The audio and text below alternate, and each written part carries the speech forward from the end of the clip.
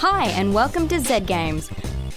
Recorded live at 4ZZZ Studios in Brisbane and broadcast nationally over the Community Radio Network, Z Games brings you the latest gaming news, reviews and interviews from across Australia and around the world. You are listening to Z Games, Australia's most beloved gaming radio show. We are coming to you live from the 4ZZZ Studios in Brisbane, and you might be listening to us around the nation on the Community Radio Network. From coast to coast, right, Ray? That's right. That's Ray. And even further now. Really? Because we're heard in Launceston. Whoa. Good. So from coast to coast. And Launceston. Yeah. Yeah. Amazing. So I am Lee, and the man helming the machine is Ray. Hey. There he is. Candi is also here. Hi. And Jody is as well. Hello. And that's the first thing he said on this show. Ray, what are we talking about? We'll be talking about Dirty Bomb, which is a first-person class-based action arena game, which is set in post-apocalyptic London. Right. So we've had a little bit of a go at that. As well as that, we'll be welcoming guests in, Don and Rupert of Geek Games. Now, they've got a game out called Star Squad Space Rescue, so we'll be talking to them all about that. Excellent. But let's get this episode started with the weekend gaming news headlines. Miss Candi Payne. Thank you. Fallout 4 was officially announced last week with the release of a short trailer revealing the setting to be the US city of Boston. Bethesda staff confirmed that the latest installment in the post-apocalyptic role-playing series would be coming to the latest generation of consoles and the PC only. No release date was given, but eagle-eyed fans noticed the game had been listed for a 2015 release on Amazon.com. More details are expected to be unveiled at Bethesda's E3 press conference next week. I feel bad about this because Why? there are still people who have, PS3s and 360s and they won't be able to play this. But I'm glad that it's not coming to the older consoles because having played New Vegas on PC and seeing the limitations that caused, like that was a game where you spend half the game hearing about this amazing city that survived the apocalypse and Las Vegas is full of crazy stuff and cool people, and you get there and it's just kind of empty because it has to be so that it could run on a 360 and a PS3. Yeah, I look forward to a game that's got a little more life to it. Vegas was 2 streets, if I recall. Like 2.5, and the casinos were pretty empty. Yeah. I'm on the other side of the fence to you, Jody. I played New Vegas on the PlayStation 3, and I have similar feelings to you. Although, I'm from a position of less privilege there. But I'm super excited about this. I know a lot of people are. Fallout 3... It's probably the most immersed I've ever been in a game, and please forgive my use of overused gaming jargon. The moment that you are released from the vault and you're free to explore the wasteland, I was actually really, really invested in that. I was like, what's out there? What adventures await me? Who am I going to meet? And then 90 minutes later, I was like, okay, it's Skyrim with guns. But it was actually amazing playing that first 90 minutes. Yeah, but 90 minutes later, you're drinking irradiated toilet water going, well, this is what's out here. But you spent weeks actually convinced that Liam Neeson was your father and trying to track him down as well as a result Exactly, of that. yeah. Yeah. I feel like this will be the one that pushes me over the edge to finally go and get a new-gen console because I haven't caught up yet. I know that's terrible to say, but everything I've bought so far, they're still making for the older gen, but I think this will be it now. Oh, it's going to happen. Anyway. A new model of the Xbox One will be available in Australia from the 24th of June. The slightly redesigned console has an increased hard drive capacity of 1 terabyte and comes bundled with a controller that allows users to plug in any headset with the standard 3.5mm audio jack.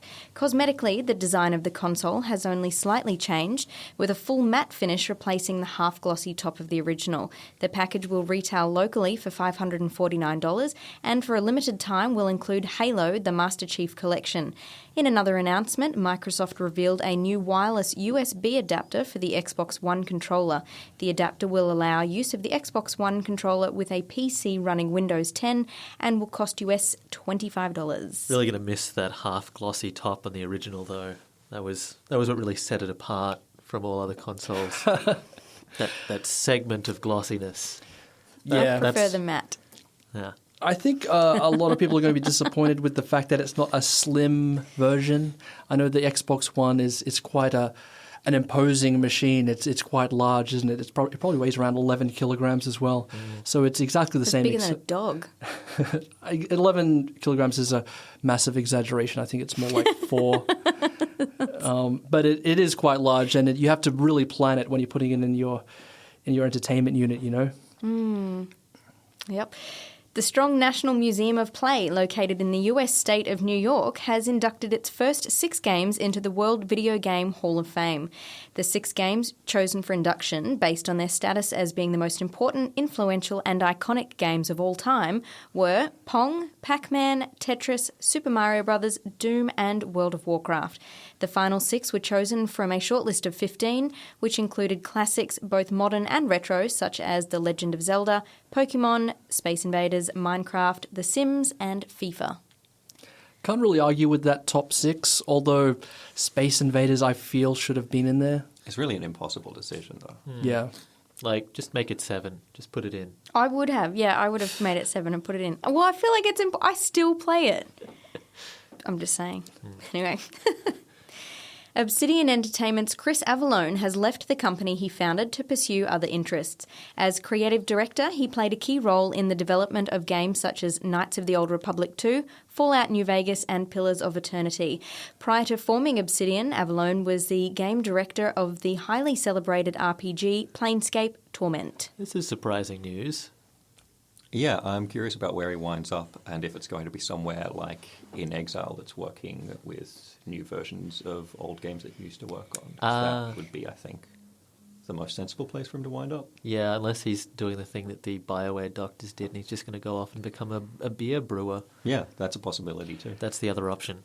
We've kind of seen a little trend of like these high-profile game directors going off and starting their own companies as well.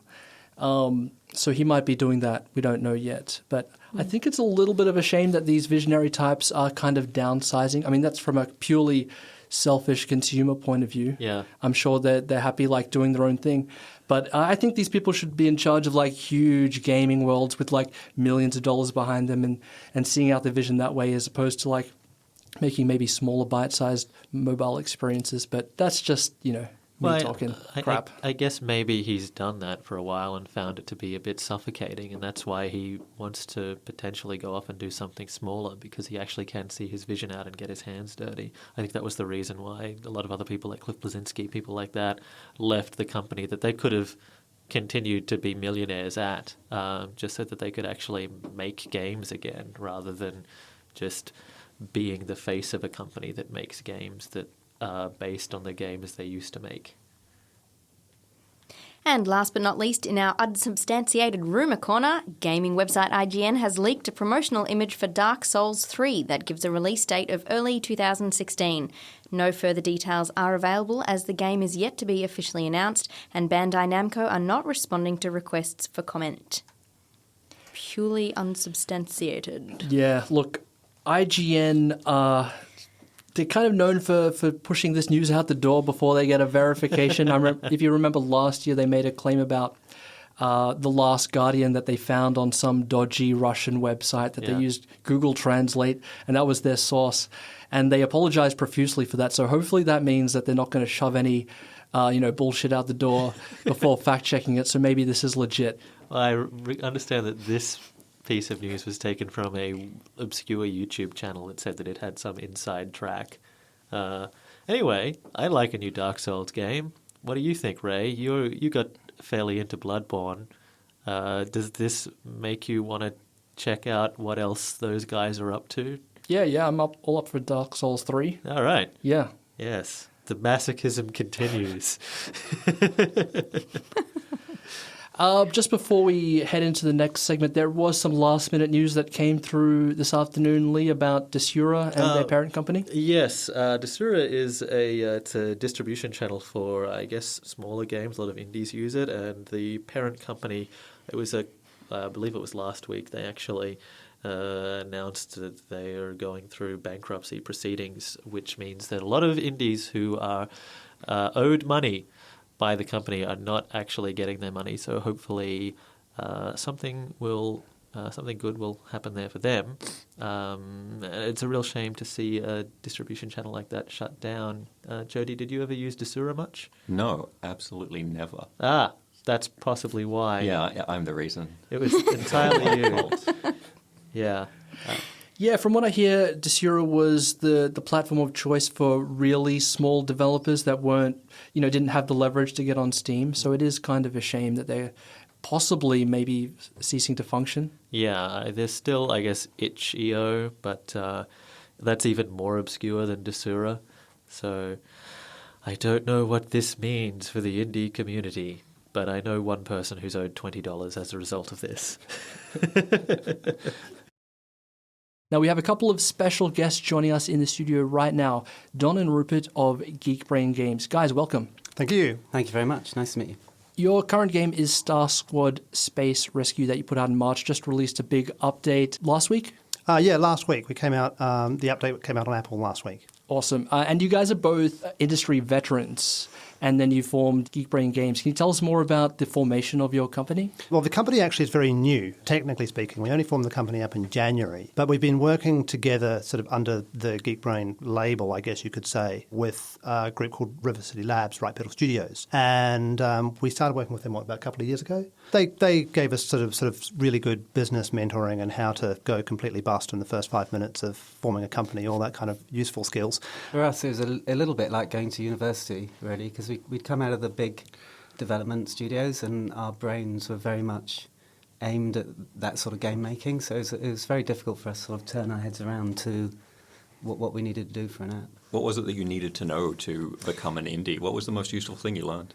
Oh man, we're still learning all the time, and they're all very obvious things, but it seems you need to learn them, if you know what I mean. People can tell you things and you go, iterate fast, all this sort of stuff. You're like, yeah, it's obvious. And then you go, we need to iterate faster. And you just end up doing that sort of thing. But really, I think for us, we're game makers and that's what we love and enjoy, but we've also have to become businessmen. And I think there's a lot of skills within one person or a two-man team where you've got to sort of divide stuff up which aren't particularly your strengths, and you need to embrace them and get good or die. There's a lot of challenging yourself with very new roles, putting on a new marketing hat or a new accountant hat or a new contracts negotiation hat with your localization teams or whatever it is. There's suddenly these extra things that you suddenly have to worry about, which in a big studio there's dozens of other people who that's their job, and you just focus on your bit and they do their bit. And when you're a two-man team, everybody does everything. Even you guys have been primarily up until this point working on big AAA titles as well. So what kind of design challenges have you faced now that you're working in the mobile, much smaller space? I don't think there's really any no different design challenges really. In both cases, the fundamentals are still about trying to build something that's very easy for people to wrap their heads around and engage with, and get straight into the crux of the fun.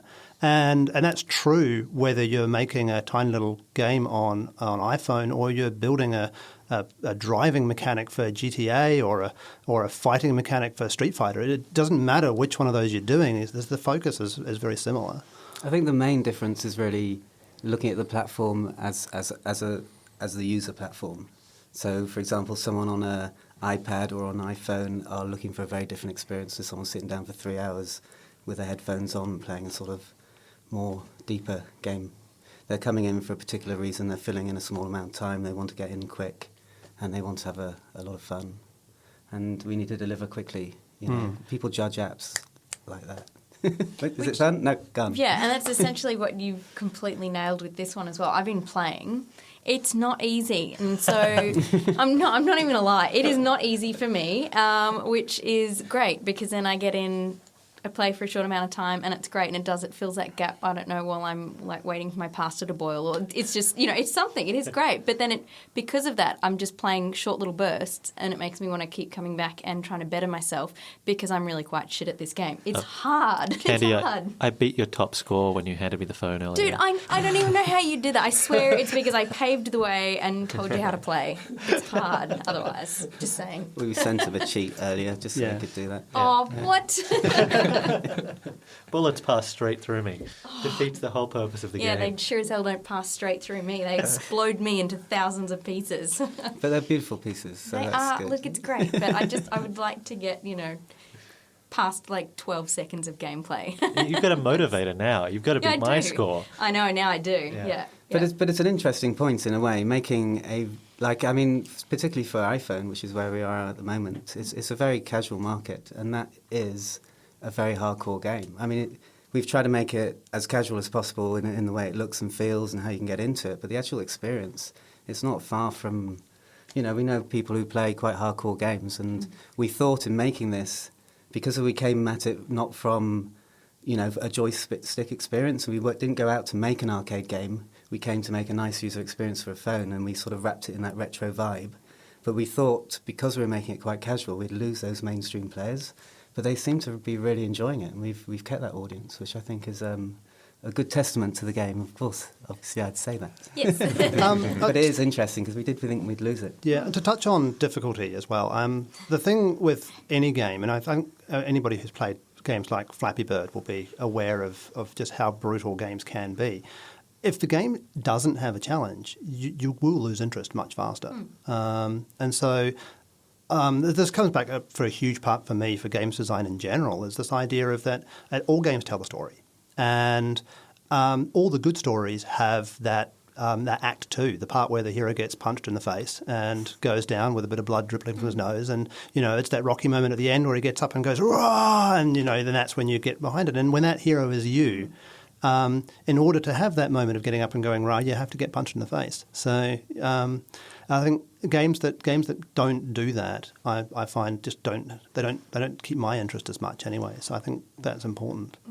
Yeah, good games are abusive. They slap you around and then they pick you up and go, "Come on, come back again.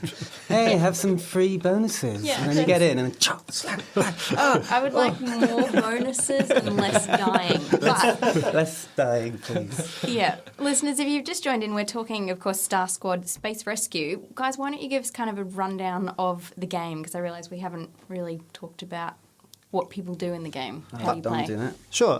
So the game is sort of an homage to sort of the old shoot 'em ups, although in our game you actually don't shoot anybody. So on the screen you've got these little astronauts. They appear and you have to dash over and pick them up to earn points. And in the meantime there are alien spaceships firing huge waves of bullets at you that you have to carefully navigate your way around without exploding. And then to make life a little bit more interesting, there's also a time limit on getting to each of those astronauts. But those astronauts do absorb bullets, so it is very proactive in that play, even though you're not actually firing. And I think part of that, trying to make it a little bit more casual, is traditionally you're always flying, trying to dodge things and look at hitting things, which is two things, which is hard. So we've sort of broken that down to just going from A to B and flying, which sounds really simple. But it's not, because obviously you're dying quite a lot. And it's hard. Having those small goals and, If it's any consolation to you, my best score's about 30. So What's mine now, Lee? It's like not even close. I think it's 43 now. 43 is a That's good not score. me. oh, well done, Candi. That's That great. is a good score. I wasn't that. Thanks. That's great. Just compliment Lee. Right. So the way that you've made this game work on mobile is really interesting, though, because you control your little spaceship picking up astronauts with your finger, and as soon as you take your finger off, the game stops. So I like that because I like to play games on the train, and every now and then I need to get off the train, and I'm halfway through a game, and I can't stop playing, I'm going to die. That's a really interesting one. The incentive behind that is actually very similar to the exact scenario you just described, me on a train in that situation. I'm also a parent. I have a little boy who's now 4, and small children are another example of one of those things where when your small child is about to do something immensely stupid, you can't wait until you finish the level to go and deal with your child not knocking that thing over or whatever is happening. You have to hands off whatever you're doing and jump on it immediately. And so for me, that's a huge part of what I want out of any mobile game, is the ability to simply take my hand off the game at any time and go and deal with the rest of my life without having to worry about the fact that I'm halfway through a level and now I'm going to lose my progress and all that kind of We also thing. noticed a lot in the casual market when we were beta testing this. A lot of people were sort of you probably notice other people sort of playing with their phones while they watch TV, and they're doing two things at once.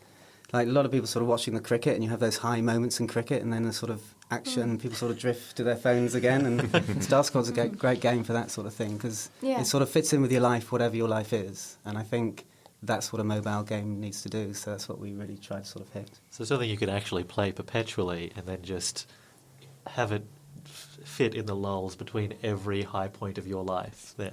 That's what our dream is. It's you and Star Squad going through your life together, photographing each other in all these moments. It'd be a beautiful thing. I find that really interesting because hearing that makes perfect sense, because there has been so much research done that shows that most people are like two-screen viewers. So they are always sitting there, and whilst they're watching TV, they're still looking at a teeny tiny little phone device or something and doing two things at once.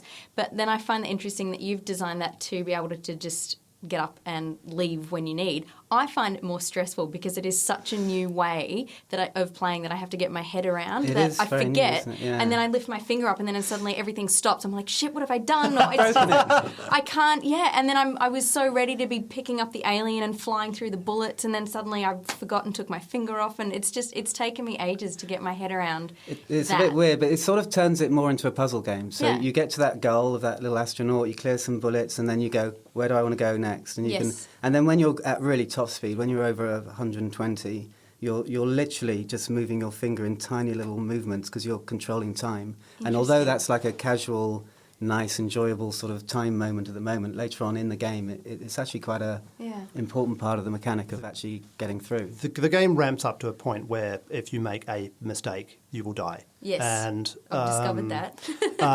I really mean, like if you zig left on a big long plan of trying to get all the way around here when you should have zigged right at the very start, it's all over. And it just gets worse. It gets worse. I'm going to die more than I'm dying now. It gets faster and tighter. tighter and everything. But again, that whole idea that you can take your finger off, you can strategize and you can have a think and reassess. And that also plays into what we did with the astronauts. When you pick up the astronaut, it generates a little safety bubble, and that safety bubble is completely safe while it's on the screen. And that, again, provides these little islands where you've got that moment to go, well, what do I want to do? Little breather. And that comes right back into what I was talking about before with story, which is that good stories have pacing, they have action, and they have downtime, and they have time for the hero to catch their breath. So it's all wrapped into that. Yeah. Guys, we alluded to your past in the AAA games industry. Can you tell us about some of the games that both of you guys have worked on? For both of us, we actually met relatively recently, sort of about 7 years ago now, working at THQ here in Brisbane. I got hauled over here to help wrap up the Malay combat system for one of the games that they were doing, one of the cartoon tie-ins to the cartoon TV show Avatar. I got that gig actually because my background has been in predominantly making combat systems for larger scale games. Prior to that, I actually came over from Rockstar Games, and then prior to that, I did some work in the UK for a couple of different studios there. One of which was a company called Climax, which probably you might have heard of or probably haven't. Although they actually just recently did one of the Assassin's Creed, the China one. They did 2D side. Yeah, I looked at that and went, oh, I know like most of the people who made that game. That's kind of cool. And then prior to that, I was at a company called Gremlin Graphics, was where I got my start, which is a company that has long since ceased to exist. But Gremlin has an interesting history in itself and where it's come from, because Gremlin actually acquired DMA Design a very long time ago, which is, again, a games company you might not have heard of. But DMA morphed into Rockstar North, and those are the guys responsible for Grand Theft Auto series. So I'm pretty sure you've heard of that. Yeah, and they were also the guys who made Lemmings, right? Dave Jones actually made Lemmings. Dave made Lemmings pretty much on his own. It was with the money that he got from Lemmings that he set up DMA Design, and then he got in touch with a bloke by the name of Gary Penn, who actually was a games magazine journalist, and he pulled Gary in as his design chief, and they sat down and they did a whole range of different games, many of which were really, really bad. If you've ever had the displeasure of playing the very original Wild Metal Country on PlayStation 2, if you haven't, don't. By the flip side, they also did some work with, again, a now defunct company called GT Interactive, which is a company that's defunct, but the people behind it you might have heard of. So GT Interactive was set up by Sam and Dan Houser, and the game they did was the original top-down Grand Theft Auto. I actually came into that scene as my first wide-eyed bumbling into a games development job when they were just putting the final touches on GTA 2. And GTA 2 was just being wrapped up. A game called Body Harvest on the N64 was just being wrapped up, which was actually done as a test case for the vehicle mechanic in GTA 3 with all the mini games. And at that point, GTA 3 was just being in sort of early development, early mid-development, a lot of prototyping and testing and having fun with the streaming world, which didn't stream at all at that point. And honestly, buildings would pop into existence literally meters from the front of your car. But that was, that's beta and pre-beta, and that's what happens in game development. It made the game interesting, I can tell you that much.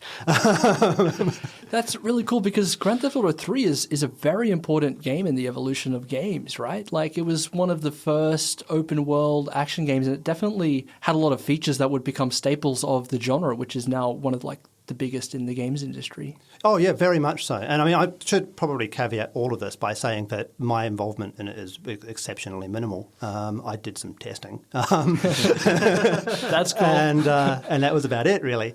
And early stage stuff as well. So I wasn't at all a major player in it, but I certainly was rubbing shoulders with the people who were, which was great back then I was in my early 20s and didn't really have a clue about anything. And it was a really good opportunity to learn a lot about how games get made. Gary actually has some really good design mantras. He used to do these games design challenges with the design team every Friday. It was, down tools and it's time. Here is this week's game design challenge.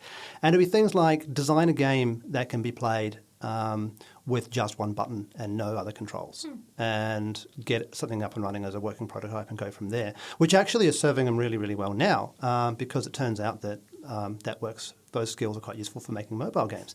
This whole book going, I knew it'd pay off one day. Yeah, except he also was the creative director for Grand Theft Auto, and I think that paid off. It all paid off. That's really interesting because we have had the guys from Half Brick Studios in not long ago, and they do the Friday Game Design Challenge as well. Maybe that was somewhat of an inspiration for them. But Fruit Ninja was actually a product of one of those Friday game challenges. So it's paid off in more ways than one, I guess. A lot of studios, a lot of the bigger studios, certainly the ones that are making more money, do something like that, be it weekly or monthly or fortnightly or something. They'll do an opportunity for people to flex their muscles and try out some crazy new ideas. I think even outside of the games industry, 3M, in what was originally a mining company, they had a Friday Stupid as well, where they got their people to spend a Friday doing any old random thing. And some guy was a musician and a chemist, and he was trying to develop a glue, I think it was, for helping to keep his music on the pages of the music stands. And the glue was a bit rubbish, but they found a use for it, and then that actually became Post-it notes. So, so Post-it notes came out of a Friday Stupid. So, wow. You know what? You started telling that story, and in my head, I immediately started thinking of this film, Romeo and Michelle's High School Reunion, where they actually make up this pretend story that they invented Post-it notes, and I just straight away got that. I actually had no idea that's where you're going. And that was actually that's the actual Post-it note story. Yeah, that's great. So Rupert, what about your backstory in the history of the games industry before THQ? Where were you at? I started at a company called ICE, which I sort of started when games started. Really, I got my first job in a job centre, where it said artists wanted useful knowledge of computers would be good. And I just finished a teaching degree where I'd been sort of using computers and things, and I thought, because I don't really come from a computer background, I've sort of learnt through my sort of career of making games. So that was interesting. Sort of went into the 3D world, well, Sprite world first with the Amigas and stuff, and then into sort of 3D world with, did a product called Sign of the Sun, which is pretty much like a 3D character moving through those picture spaces. Do you remember all those sort of old-style games? And then I came to Australia after that and worked for a company called BDI. I don't know if you remember them. They were sort of doing a 3D... If you remember Flash and how people animate in Flash, they had a 3D engine that pretty much worked like that. And they were doing stories, sort of multi-ended stories. So they did Xena, Popeye, Superman, and they're basically 3D adventures that kids could download and enjoy. Cool. And then I went back and worked for Blitz after that. We worked on Reservoir Dogs and Barbie.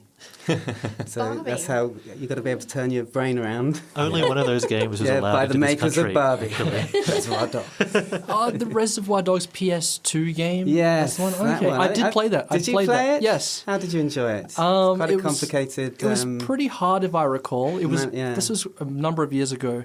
Yeah, I acquired the game during travels through Southeast Asia, Yeah. and As one does. brought it back Goes with to me. a wise man in a back alley. Yeah. Got a copy.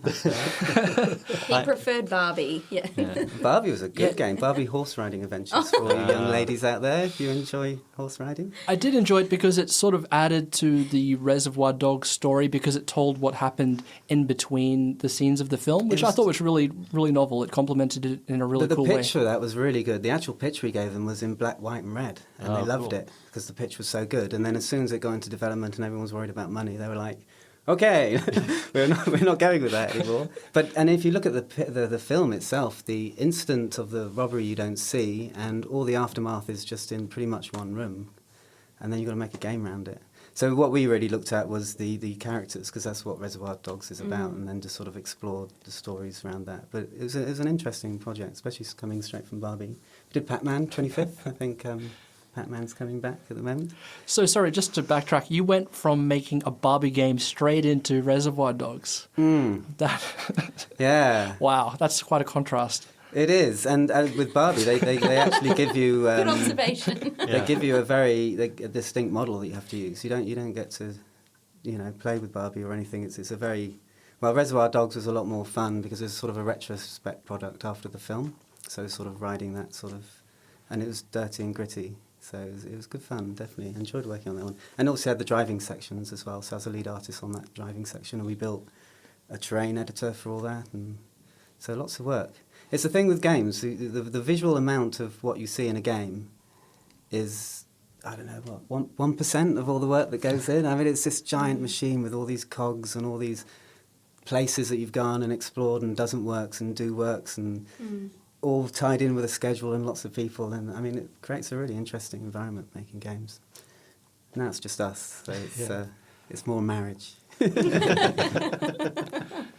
If you just joined us, we're talking to Don and Rupert of Geek Brain Games. Now, your current game, Star Squad Space Rescue, is available now for iOS devices, and you said that you had plans to port it over to Android shortly as well? Not so much plans as in that's well in motion, actually. I had a little victory dance earlier today when I managed That's to get... not a metaphor, by the way. No, You I actually got up and danced. No, absolutely.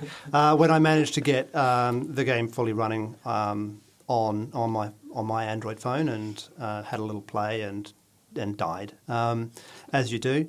Yep, as I do. And there's still a little bit of work left to do on that.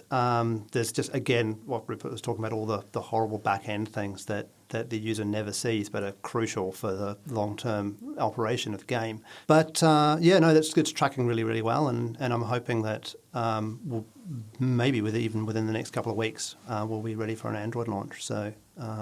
Cool. So that's it's not so much planning; it's well on its way.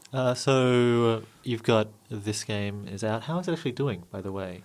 It's doing very, very well in China. That's good. It's doing pretty well here in Australia.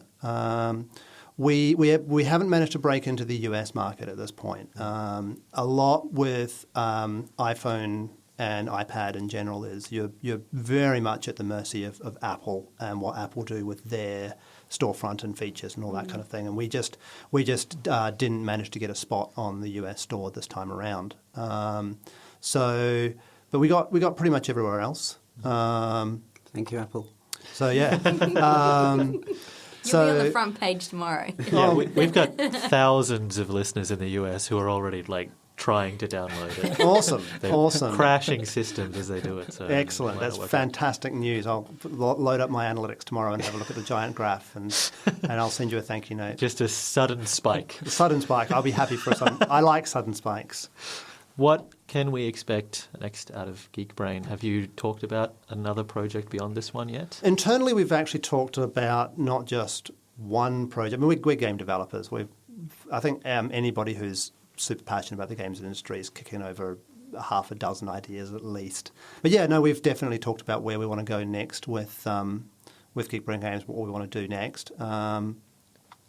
We're probably going to stick with the sort of the same general vibe as what we're doing with Star Squad Space Rescue. I mean, I'm still quite enamoured with the whole finger pause thing, and I think that's got legs in it, and more things we can do with that. So we're probably going to do something that is actually a little more casual for the next time around, and just again aimed at a slightly wider audience. But we're also looking to keep updating and improving Star Squad Space Rescue as well, which is, again, that whole fun of modern games development and app stores and Steam and all that kind of thing. As a developer, when you ship your first version of the game, it's actually not the end of the story. You know, you're not burning a gold master and shipping it out to stores and never will you see it again. You can tune it and tweak it and add levels and add content and, you know, see something which is just not quite working as well as you hoped and release a patch that updates it and keep it. It becomes much more a living beast rather It's than... an interesting point there, because a lot of people know that we as game developers look at your data when you play games, and it feels a bit Uncle Sam, they're watching me. But in reality, where you die and what you want to do shapes the game. So games, in the old days, you make a game, you put it in a box, you throw it on a shelf and you hope everyone loves it. And then you get the reviews and go, oh, next time we'll do this. Well, we sort of put the framework of a game in, people are enjoying it, that one's got legs, they tend to do this, they're not coming in, they need more to do, let's put that in, are people liking it? And the game shapes around its audience, which I think is a really interesting... Yeah, it must be fascinating for you guys as well, having been a part of the old way where you would, as you said, box up the game, throw it on the shelf and see what happens, and now you can see in real time how the players are playing it and shape the game around that. It must be really cool. You have two plans. You have the perceived plan, all going well, this is what we're going to do next, and then you have but that plan isn't in solid, because you know you're going to be looking at that data and it's going to bring things up, and you've put other things in and you're checking if they're working. Did we put this in? We thought we'd get players in for 3 days. Are they in? Yes, they are. Great.